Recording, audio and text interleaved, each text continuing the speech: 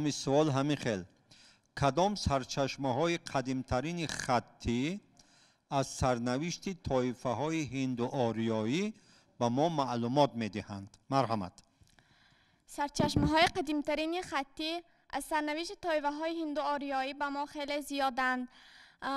به ما مثال آورده میتوانند سرچشمه های قدیمترین خطی از سرنوشت های طایفه های هندو آریایی با آمیزش طایفه های ایرانی با طایفه های هندویی آمیزش یافته طایفه های هندو آریایی را تشکیل میدهند. قوه های حربی و هنر جنگی مردم ورزرود را باباجان غفورов چگونه شرح داده است؟ قوه های حربی و هنر جنگی مردم ورزرود را باباجان غفورov در اثر خود تاجیکان خیلی خوب معلومات داده است که در آن قوه های حربی و هنر جنگ خیلی ترقی کرده بودند و با آن قوه های جنگی ورزرود یگان دیگر قوه های دیگر مملکت برابر شده نمیتوانستند. حاکم تا اسلامی استرافشان را چی نام می بردند؟ حاکم تا اسلامی استرافشان را اخشید نام می بردند. یعنی که این در کتاب تاجیکان علامه باباجان غفورov در موضوع دیوشتیچ نیز ذکر شده است که دیوشتیچ را اخشید سوغد و افشین سمرقند نامیدند.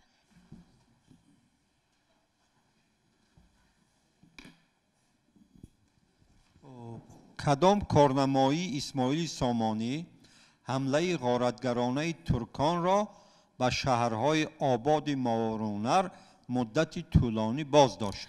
اسماعیل سامانی که یکی از تاجیکانی برومندی یکی از نفری برومندی تاجیک به حساب می رود، سالهای 892-907 حکمرانی کرده. در طول این سالهایش در بخارا خیلی جایها را گلگشت و زیبا گردانیده است. وقتی که با قبیله های بادیه‌نشین ترک به دولت اسماعیل سامانی حمله می کنند، او حمله جوابی برگردانیده آنها را مغلوب می کند و بعد این ترکان دیگر به دولت اسماعیل سامانی تا مدت نمی آیند. یا اینکه سال 907 در شورش بوبیلال اسماعیل سامانی و چینیشان قهرمانی نشان داد، بعد همان ممکن باشد. کدام حاکم سربداران ایران را کاملا از حکمرانی مغول‌ها آزاد کرد؟ حاکم سربداران مولانزاده که سالهای 1365-1366 حکومت کرده است، ایران را کاملا از حکمرانی مغول‌ها آزاد کرد. ببین، حاکم سربداران خراسان منظور هست. شورش سربداران سمرقند و سربداران خراسان، این سخن درباره خود سراسر ایران می رود. شیخ خلیفه باشد. دولتی سربداران بود که یک مدت حاکمیت را به دست گرفته حکمرانی کرده بودند. پایتخت هم داشتند، چند نفر پادشاه هم داشتند. سخن درباره اونا می رود. 1337-1365 سالهای عرض وجودشان. کدام سال از طرف امیر نصرالله خان خوقند محمد علی خان با اهل عائله‌اش به قتل رسانده شد؟ سال امیر نصرالله که یکی از شاهان سلاله منقیطیه بود و سالهای 1826-1860 حکمرانی کرده است. سال 1842 به خاقان لشکر می کشد و سال 844 محمد علی خان را با اهل عائله‌اش قتل می نماید. انقلاب مدنی چیست و در دایره آن در تاجیکستان چگونه دیگرگونی ها به وقوع پیوسته است؟ انقلاب مدنی یکی از دیگرگونی هایی که در جمهوری تاجیکستان به عمل آمده است و جمهوری تاجیکستان را در طول همان سالها در دانشگاه‌های جمهوری تاجیکستان نیز واردات دیگرگونی‌های کلی به عمل آمد که در آنجا در تاجیکستان نیز دانشگاه‌ها خیلی زیاد شدند. سوال معنیش فهمیدید؟ فهمیدم. مثلا دیگرگونی‌هایی که در ساحه معارف، مثلا این پیدایش مکتب‌ها هم یا مکتب‌های عالی، سبق‌های تاریخی و اهمیتی بین المللی صلح تاجیکان از چی عبارت است؟ سبق‌های تاریخی و اهمیتی بین المللی صلح تاجیکان از آن عبارت است که بعد از آنکه پرزیدنت کشورمان محترم امام علی رحمان به سر حاکمیت آمدند پیش از همه گریزگان را به وطن برگرداندند و دقیق‌تر همین صلح در کجا به امضا رسید و نتیجهش چی شد؟ جواب ندارم. بابا جان غفوروف در کدام فصل مسئله عمومیت هند و آریایی ها و راه‌های کوچش قوم و قبایل هند و ایرانی را به میان گذاشته است؟ منظورشان در کدام فصل کتاب تاجیکان؟ بابا جان غفوروف مسئله عمومیت هند و آریایی ها و راه‌های کوچش قوم و قبایل هند و ایرانی را در فصل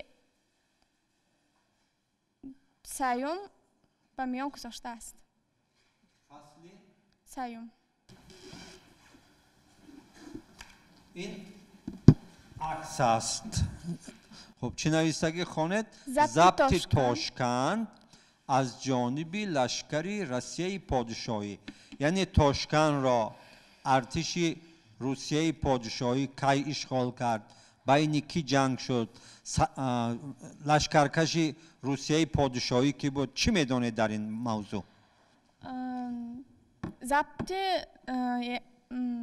روسیه پادشاهی سالهای 1864 به آسیای میانه حمله میکنند و در دوره ضبطکاریشان یک چند شهرها را ضبط میکنند که یکی از آنها تاشکند بود. تاشکند سال 1864 از جانب روسیه پادشاهی ضبط میگردد و سرلشکری روسیه پادشاهی در ضبط تاشکند چرنیایف به حساب می رفت.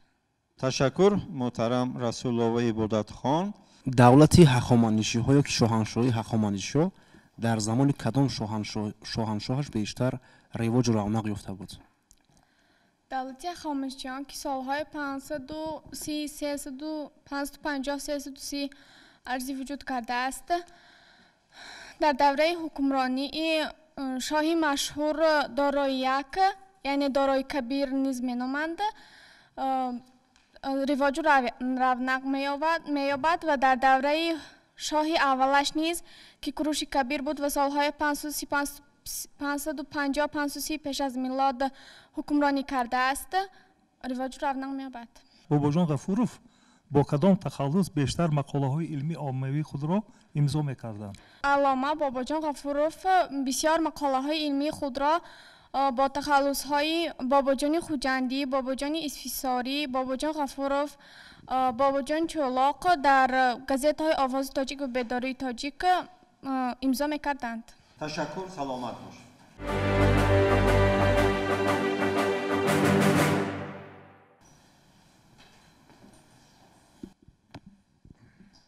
سوال اول همین خیل کدام زبانهای قدیمه به گروه زبانهای شرق ایرانی داخل می شدند؟ به گروه زبانهای شرق ایرانی زبانهای قدیمه فارسی که سه دوره اساسی رو اثر گذرانده است. دوره اول فارسی قدیم، دوره دوم فارسی میانه، دوره سوم فارسی آخر. اینچنین زبانهای تاجیکی، کردی، بلوچی، زبان افغانی، پشتوگی و دیگر زبانهای هندو ایرانی داخل می شود که تاریخی قدیمه دارند. گروه شرق ایرانی اکن دیگر ببینید اونجا بلوچ و پشتو مشخص تر گوید. تاجیکی داخل می شود یا نه؟ داخل می شود. تاجیکی دری فارسی داخل میشن. ببین شما یا غربی ایرانی را گوید یا شرق ایرانی را گوید. زبانهای تاجیکی دری. زبانهای تاجیکی، فارسی، دری اینا با کدام گروه جدا میشن؟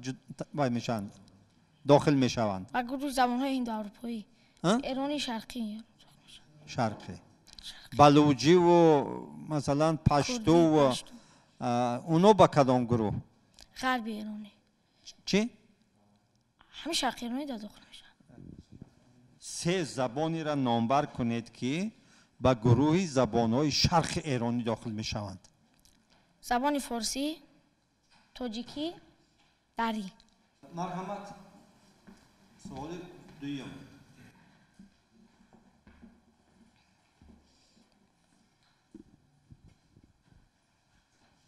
بیس کی بود و بعد کشته شدن دارا چه لقبی را به خود گرفت؟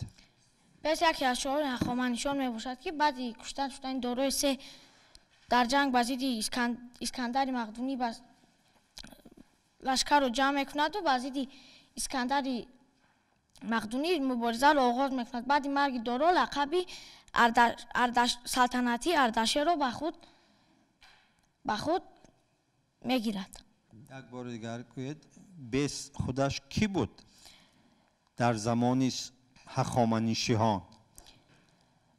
یکی از خویشان نزدیک دارای 3 به حساب میرفت. در همون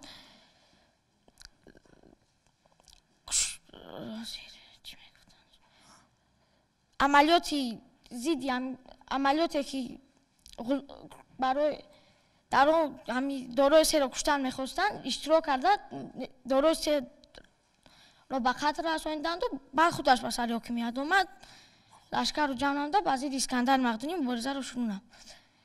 لقبی سلطنتی اردشیر رو گرفت. تقدیر این چی شد میدونید؟ با شکست رو برو شد و کشته شد. شکست خورد یا کشته شد؟ شکست خورد. کشته نشد؟ بعداً کشته شد. خب نخستین دولت اجداد تاجیکان پس از گسترش اسلام کدام است؟ آن را کی و کی بنیاد گذاشت؟ نخستین دولت اجدادی تاجیکان پس از گسترش اسلام این دولت طاهریان می باشد که در عصر اینا در خراسان وجود داشت. اساسگزار آن طاهر ابن حسین به حساب می رود. طاهر ابن حسین در جنگ برادران امین و مأمون به خلیفه مأمون کمک نموده. سال 813 بغداد را تصرف نموده و به سر حاکمیت آمدن مأمون کمک کرد. مأمون یاری طاهر ابن حسین را به اینابت گرفته. سال 821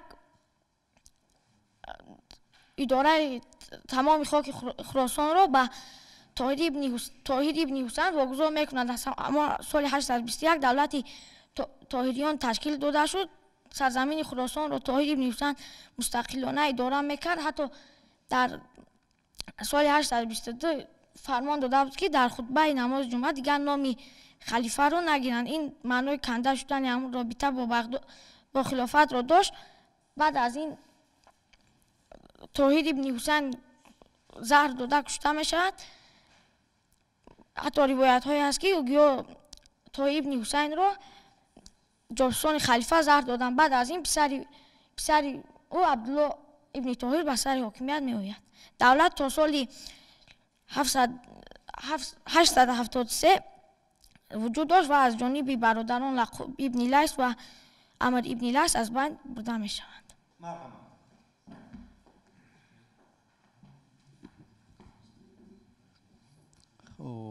به منصب دیوان وزیر از کدام خاندان تعیین می شدند؟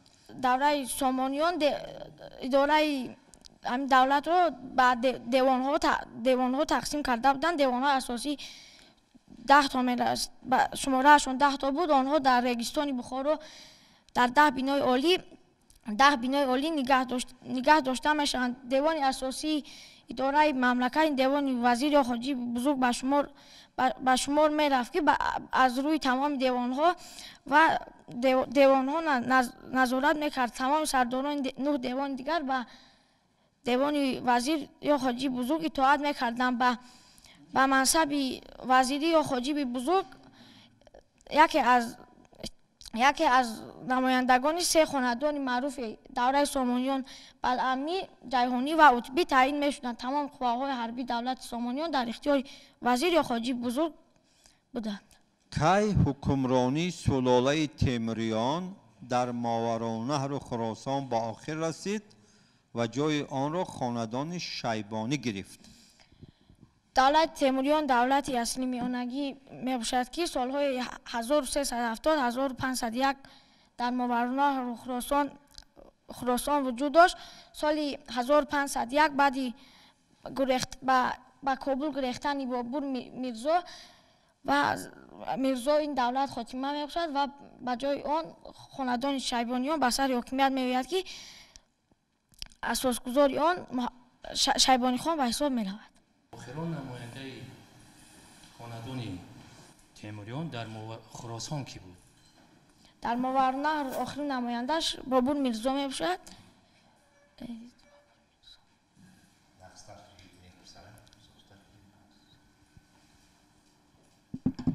معلومات ندارم.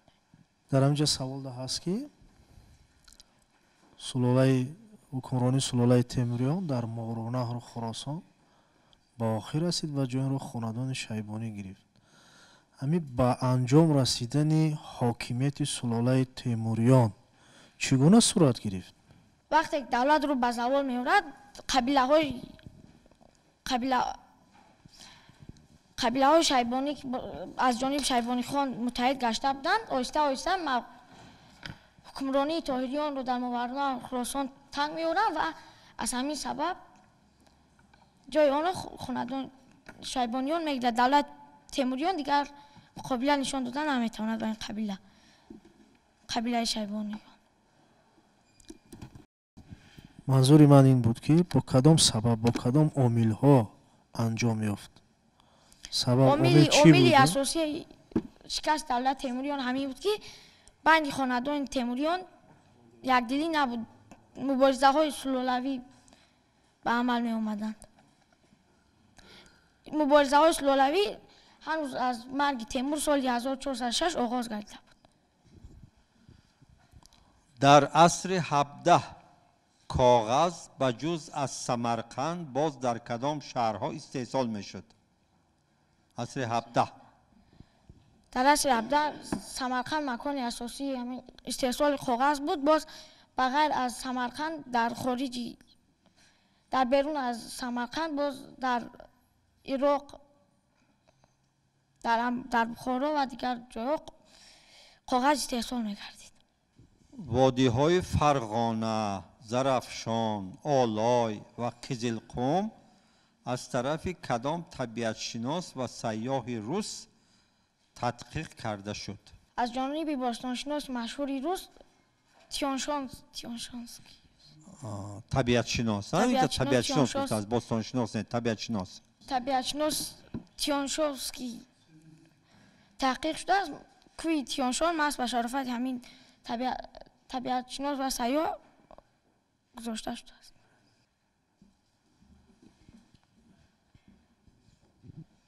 فرهنگ ملی چیست؟ معنای فرهنگ همین آداب، همان مدنیت میشه.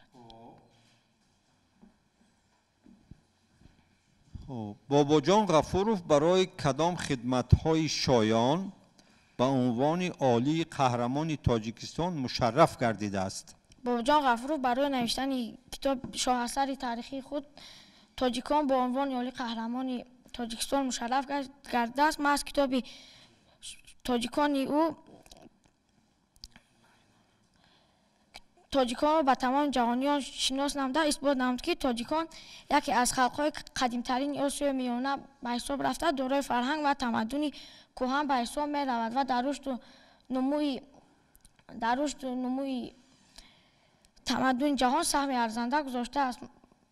محض با همین خدمت‌ها 8 سپتامبر سال 1997 با فرمان پرزیدنت جمهوری تاجیکستان محترم امامعلی رحمان با باباجان غفورov عنوان قهرمانی تاجیکستان داده شد. اینچنین برای خدمت‌های بسیار ساله در ساحه اداره تاجیکستان شوروی در پایه‌گذاری استقلالیت دولتی. کمال‌الدین بهزاد درباره همین آدم شما معلومات دید کی بود؟ کمال‌الدین بهزاد رسام میانتورگی دوره سلاله‌های تیموریان و شیبانیان به حساب می‌رود. ماست تیموریان به حساب می‌رود. ماست همون رسمایی که کمال‌الدین بهزاد رسمای امیر حسین بایقرا، محمد شیبانی خان، عبدالرحمن جامی، همین مصورها که همین تصویر نمودن چهره های بزرگ همین خلق تاجیک تا زمان همان دوره کمال‌الدین بهزاد تا زمان ما رسیدند. در زمان سلاله تیموریان و شیبانیان زندگی کرده است. سالهای زندگیش هم میدونستم یادم برام. میدونستی در یاد برام. خیلی وطنش هم میدونید که در کجا تولد شده، در کجا وفات کرده است؟ 15-16 زندگیش مربوط است. در شرق و غرب با کدام تخلص‌ها مشهور بود؟ در شرق با نام رفائیل شرق، در غرب با نام رفائیل شرق میشناختن و در غرب باشد لقب مانعی ثانی رو داشت. مانعی ثانی. مرحمت نوبت شما. نتیجه اما برآمد. کلی عمومی 49.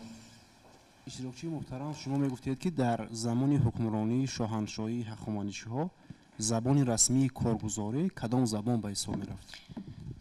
زبان اوریایی زبان تاجیکی فارسی بود. در آن دوره زبان اوریایی نامش زبان اوریایی به حساب می‌رفت. زبان اساسی دولت هخامنشیان. نامش چی بود؟ زبان اوریایی. زبان اوریایی. زبان رسمی کارگزاری عهد شاهنشاهی هخامنشی‌ها چی نام داشت؟ زبان اوریایی. نادرست. زبان اورامی باش. زبان اورامی. از چه براز نوشتمش؟ اولین اثرهای باباجان غفورov و موضوعهای آنها را نام برنمایید. اولین اثرهای باباجان غفورov تاریخ مختصر خلق تاجیک میباشد که سال 1947 از چاپ برآمد و تاریخ خلق تاجیک در دو کتاب سالهای 1960 1965 از چاپ برآمدند. موضوع اساسی این کتاب ها آموزش تاریخ تاجیکان و دیگر خلق‌های آسیای میانه از این اثرها که از نامبر که پیشتر اثرها نداشتن مقاله ها اینجا سوال همین خیلی اثرهای اولین باباجان غفورov اولین کتاب هایی که مقاله ها داشتن. مقاله آمدی افتابوسی خوجند از دفتری 3 منافقان مشهور خیانتکاران ایسا مقاله ها داشتن که در مجله های بیداری تاجیک چاپ می‌نوشتند. همین سال 1940 به مناسبت واژگون یافتن تخت امیری بخارا یک کتاب با همراهی در هم مؤلفی چاپ شد و کتاب چی نام داشت و مؤلفا کی بودن همراهشان؟ البته به زبان روسیه. مؤلف هم روس بودن. نیکولای پروخورov خاطرتان نیست؟ بدوی الواقعه اثر کیست؟ اثر حکایه‌ای بدیع به حساب می‌رود زین‌الدین واصفی مؤلف زین‌الدین واصفی. تشکر.